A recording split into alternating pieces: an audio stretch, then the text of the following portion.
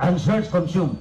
Proceed, question number 2. Migamit ka man sa Matthew 16:18.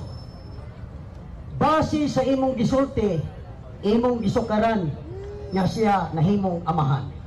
Pangutana, diha sa maong teksto, ato ba nag-ingon ba siya nga siya mao ang amahan o ikaw ray nag-ingon nga siya amahan? Salamat kayo, Bayinti. Migamit nako ang Mateo Mr. Moderator, Okay, you have delivered your question and the ball of responsibility is on the right side. You have 1 minute to answer.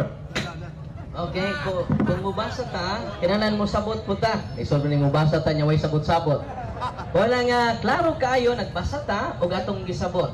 Gihimo na tong parallel si Abraham o si Simon. Nya giusab ang iyang ngalan. So, unang haligin ako ha. Gawas lang kung wa usba ang nga ni Pedro. Gikan Simon, ang babiling Simon. Mas special kaayo ang pag-usab sa ngalan so sa katao ug ang Dios pa jud ang nag-usab. Dili si Father Darwin. Dili ang mga Hudeo. Ang Dios nga nagpakatao ang nag-usab sa ngan ni Simon ngadto ni Pedro. Question number 3. Mr. Moderator, mo object ko sa tuba. Objection. Okay, reserve all your opposing remarks during the rebuttal. Proceed to question number 3.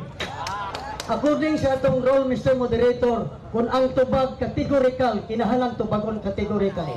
Kaya nga, ang akong objection mauni. Nangutan ako categorical.